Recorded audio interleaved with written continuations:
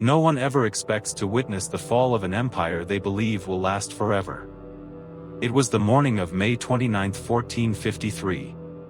The sun had not yet risen. The narrow streets of Constantinople were unusually silent. Church bells echoed slowly through the city, while families gathered inside their homes, praying for what could be their final day. Because the army waiting outside the walls was no ordinary army. For nearly 50 days, the Ottoman forces had surrounded the city, preparing for one final assault. Inside Constantinople, only around 7,000 defenders remained.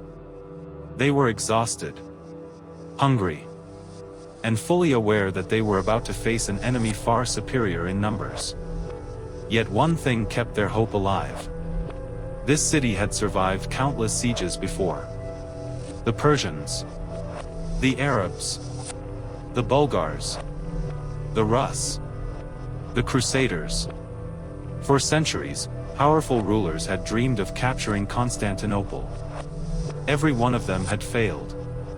Because Constantinople was not just another city. It was the greatest fortress the medieval world had ever known.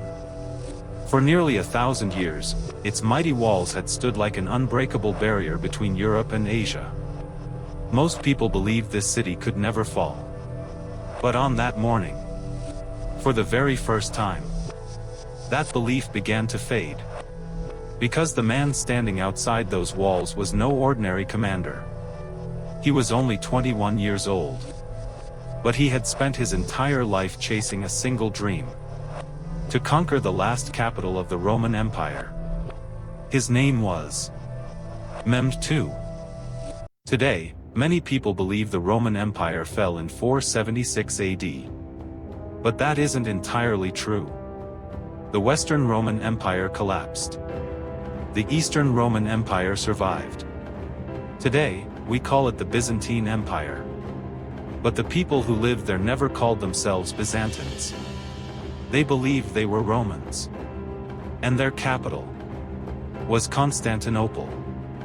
For nearly 1,000 years, this city was far more than a capital. It became one of the richest ports in the world, one of Christianity's most important centers, and the strongest fortress in Europe. Its greatest strength was not its army, nor its wealth. It was protected by something even more powerful: the magnificent Theodosian Walls, standing nearly 12 meters high, built with multiple layers of defense, and reinforced by hundreds of towers. These walls were considered one of the greatest engineering achievements of the Middle Ages. For centuries, every siege ended the same way. The enemy arrived. They struck the walls. And eventually, they retreated. Many believe the city itself was protected by God. But history has taught us one simple truth: no wall can stand forever. When Mehmed II was still a child, his teachers often repeated the same prophecy: surely Constantinople shall be conquered. Blessed is the commander who conquers it, and blessed are the army that achieves it. Those words stayed with him for the rest of his life.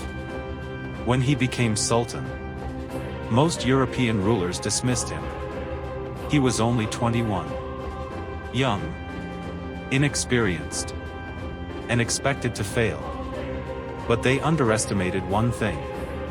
Mehmed had spent years preparing for this very moment. He built new fortresses. He expanded his navy. He strengthened his army. And he invested in a weapon that would change the course of history. A weapon unlike anything the medieval world had ever seen. Massive bronze cannons. Some stretched more than 8 meters in length. Each stone cannonball weighed hundreds of kilograms. For centuries, no battering ram had ever broken Constantinople's mighty walls. But this time, the age of stone was about to face the power of gunpowder. It was April 1453. The siege had begun. Every day, Ottoman cannons pounded the walls of Constantinople. The walls that had stood unconquered for centuries were beginning to crack for the very first time. But the city's greatest defense was not its walls alone. A massive iron chain stretched across the entrance to the Golden Horn, preventing the Ottoman fleet from entering the harbor. Days passed. The cannons kept firing. The assaults continued. Yet the city still held. Across Europe, many believed this siege would end like all the others. But Mehmed II had a plan that no one could have imagined. One night, Ottoman soldiers cut down hundreds of trees. They coated massive logs with grease. And then, they hauled nearly 70 ships over land. When morning came, the people of Constantinople stood frozen in disbelief. The Golden Horn, which had been empty the day before, was now filled with Ottoman ships. For the first time, the city was surrounded from two sides. This was more than a military success. It was a devastating blow to the defenders' morale. Now everyone was asking the same question. Was the end finally approaching? May 28, 1453. The city was silent. The cannons had fallen quiet. But everyone knew. This was the final silence before the storm. Emperor Constantine XI gathered his commanders. No one even considered surrender, because Constantinople was Rome's last hope. That night, thousands gathered in Hagia Sophia to pray. Many of them knew they would never see the morning. At the very same time, in the Ottoman camp, Mehmed II addressed his soldiers. He told them, this battle was about far more than a single city. It would mark the end of one era and the beginning of another. That night, almost no one slept in either army, because the next day, the world would change. May 29, 1453. The sun had not yet risen. Then, without warning, the Ottoman cannons roared to life once again. The sky disappeared beneath clouds of gunpowder smoke. War horns echoed across the battlefield. And the final assault had begun.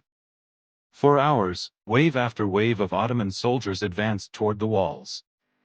The defenders fought with extraordinary courage. But after 50 days of relentless siege, the walls had reached their limit. The breaches carved open by the cannons grew wider. And at last, Ottoman soldiers broke onto the walls. The city was falling. Emperor Constantine XI removed his crown, set aside his imperial purple cloak, and drew his sword one final time. According to tradition, one of his last words was, "Is there no Christian left who will take my head?" Then, he charged into the fighting, and was never seen alive again. On May 29, 1453, it was not only Constantinople that fell. The Roman Empire, after nearly 2,000 years, passed into history. And the world would never be the same again.